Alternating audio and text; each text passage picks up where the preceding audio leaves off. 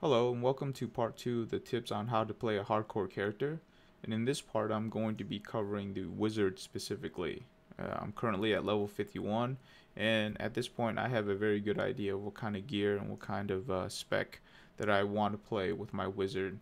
So I'm going to be just sharing that with you. Again, this is just my opinion on it. It's not right or it's wrong, but it definitely works for me. So in hardcore, there's no such thing as having too much life since you only have one chance to get it right. So it's pretty obvious that for a wizard class or any caster class, intelligence and vitality is very important to you. So with your first hardcore character, to have gear or items for every slot that's going to have intelligence and vitality, that's going to be very difficult. You're either going to have to do a whole lot of farming or you're going to have to spend a whole lot of gold in the auction house. So I'm just going to go through how I prioritize vitality, intelligence, and other important stats that I think are needed in just to play this game and in hardcore. So we'll go ahead and start with the helmet. So for the helmet, the first thing that I'm looking for is I actually want a socket because I want to be able to gem it with a gem that gives me additional life. So I always look for the socket, and then I will look for vitality and intelligence, both equally. Anything else is a bonus. Generally, for bonus stats that I'm looking for regen life per second. I find that to be very useful. It kind of shortens my downtime, and also for any type of dot effects, this kind of covers it up very quickly, very easily. So it's definitely a stat that I look for, but if it doesn't have it, it's not that important to me. Moving on to the shoulders, again, it's the same thing. I'm looking for vitality and intelligence for this slot. Bonus here, again, what you'll see is that I have life back per second. Um, Moving on to the gloves. For the gloves, the first thing I look for is increased attack speed, and I generally try to find something over 7%. 10% is really nice, and from there I'll look for intelligence first and then vitality second. I'll actually take gloves that have no vitality if it has a fast enough increased attack speed and good pool of intelligence. On these gloves, they're also life back per second at 20, which is fairly high, so I definitely like these gloves and I'll stick with it even though it's very low in vitality. As I move to the chest piece, and what you'll find is for the chest piece, bracers, belt, and pants, this is where the majority of my vitality comes from. So in these slots, I always look for vitality first because I know in other slots that I'm going to cover in a little bit, I'm not going to have vitality on them. So for the chest piece, I always look for vitality first, intelligence, and I try to find gear that has sockets in it so I can gem for more vitality. For this particular one, it had a lot of vitality and it had a good amount of intelligence, so this is just what I'm using, and it works for me.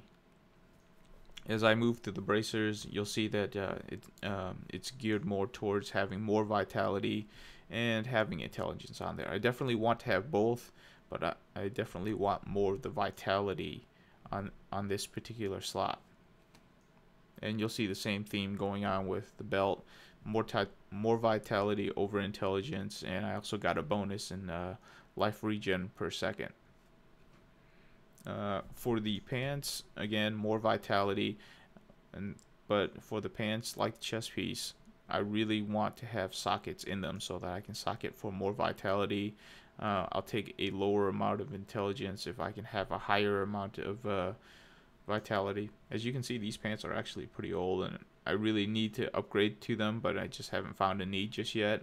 I mean, it's a level 23 item, but it's worked well for me. But as you can see from these 4 slots right here, I get a lot of vitality, and it's how I can keep my hardcore character alive, especially when I'm soloing through harder acts like towards the end of Act 3 and definitely Act 4.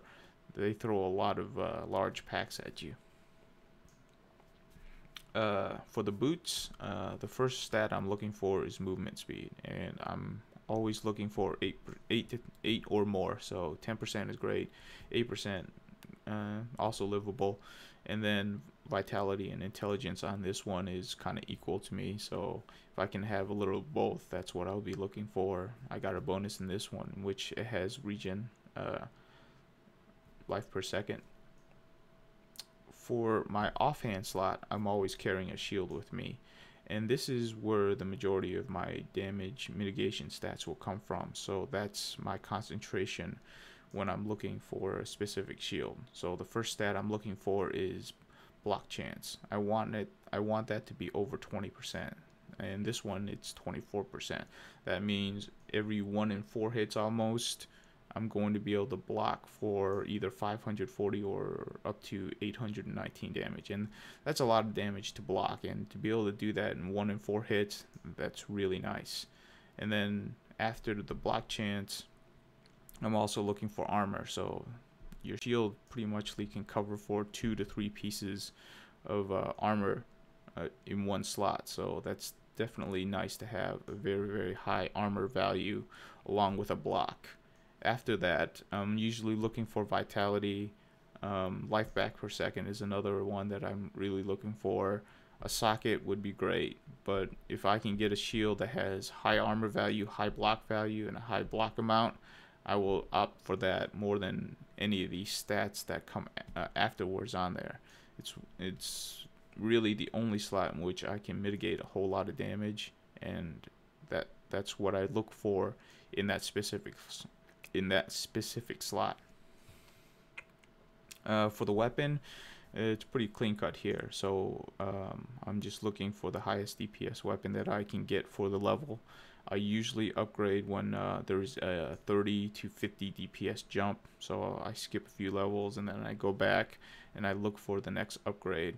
I try to usually find a weapon with a socket in it, because then you can put a ruby in there and really up that DPS range. But if I can't, then I'll try to find something with intelligence on there. But this is all about just finding the most DPS. Now, if I find 2 DPS weapons that are equivalent, but one of them has a slower swing speed, I will always opt for the slower swing speed, because that will help burst damage, because you will usually have a higher max range damage, and that helps for Arcane Orb, in which you can have some, real nice burst in damage when you throw them out. For the jewelry slots, of the 3 slots, 2 of them I always want to have increased attack speed on them. For this slot right here, I opted for the plus damage intelligence, and I got a bonus in vitality. So for my jewelry slots, it's all about increasing damage, because they're easy to find on rings and neck pieces and amulets.